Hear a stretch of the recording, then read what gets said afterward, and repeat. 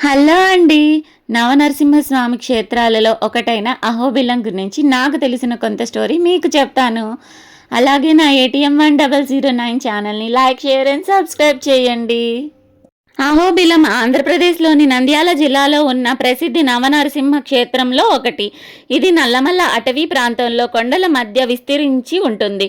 ఇక్కడ భగవాన్ శ్రీ నరసింహస్వామి 9 రూపాలలో దర్శనమిస్తారు.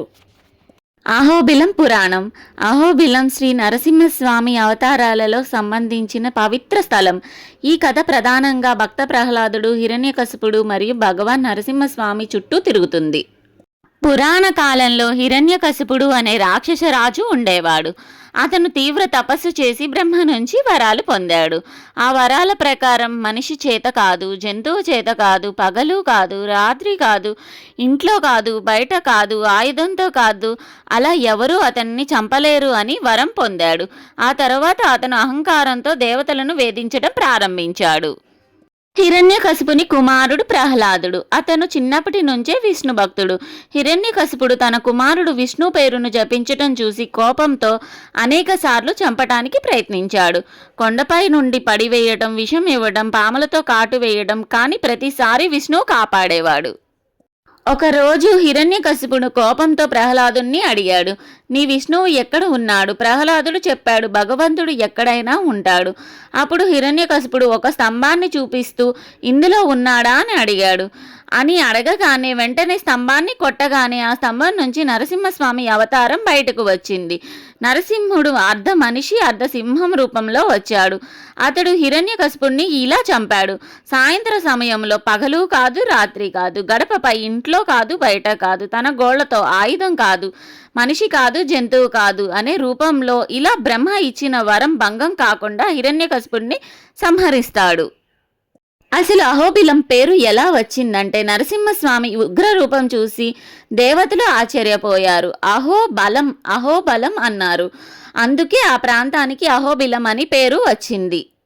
నవనరసింహస్వాముల ఉద్భవం. హిరణ్యకశిపుణ్ణి సంహరించిన తర్వాత నరసింహుడు ఆ ప్రాంతంలో వివిధ రూపాలలో దర్శనమిచ్చాడు. అవి 9 రూపాలు. అందుకే వాటిని నవనరసింహలు అంటారు. అహోబిల నరసింహ, మాలల నరసింహ, క్రోడ నరసింహ, జ్వాల నరసింహ, కరాంజ నరసింహ, భార్గవ నరసింహ, యోగానంద నరసింహ, చాత్రవట నరసింహ, పావన నరసింహ, ఈ 9 ఆలయాలు నేటికి అహోబిల కొండలపై ఉన్నాయి. ఇలా భక్తుల కోసం 9 రూపాలలో దర్శనమిచ్చాడు. ప్రతి రూపానికి ఒక ప్రత్యేక కథ ఉంది. అహోబిల నరసింహ ఇది ప్రధాన ఆలయం. ఇక్కడ నరసింహుడు ఉగ్ర రూపంలో హిరణ్యకశిపుని సంహరించిన స్థలంగా భావిస్తారు. మలోల నరసింహ. మా అంటే లక్ష్మీదేవి, లోల అంటే ప్రియమైన వాడు. ఇక్కడ లక్ష్మీ సమేత శాంత స్వరూపంలో నరసింహస్వామి దర్శనమిస్తాడు.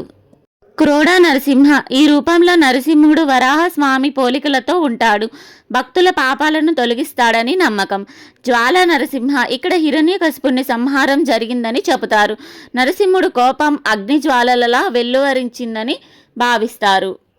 కరాంజ నరసింహ. ఈ ఆలయం ఒక కరాంజి చెట్టు కింద ఏర్పడింది. భక్తులకు రక్షణ కల్పించే స్వామి అని విశ్వాసం. భార్గవ నరసింహ. ఇక్కడ పరశురామ తపస్సు చేసి నరసింహుణ్ణి దర్శించుకున్నాడని పురాణాలు చెబుతున్నాయి. యోగానంద నరసింహ. హిరణ్యకశిపుని సంహారం తర్వాత నరసింహుడు ప్రహ్లాదునికి యోగ విద్య బోధించిన స్థలమని చెబుతారు. చాత్రవట నరసింహ. ఇక్కడ నరసింహుడు ఒక పెద్ద వటవృక్షం అంటే బనియన్ చెట్టు క్రింద దర్శనమిస్తాడు. దేవగంధర్వులు ఇక్కడే సంగీతంతో భగవంతుణ్ణి స్తుతిస్తారని కథ. పావన నరసింహ. ఈ రూపంలో పాపాలను పవిత్రం చేసే స్వామిగా ప్రసిద్ధి. భక్తులు ఇక్కడే ప్రార్థిస్తూ కష్టాలు తొలగించమని స్వామి వారిని ప్రార్థిస్తారు. ఈ 9 ఆలయాలు కలిసి దర్శిస్తే పూర్తి నవనరసింహ దర్శనం అయినట్లని భావిస్తారు.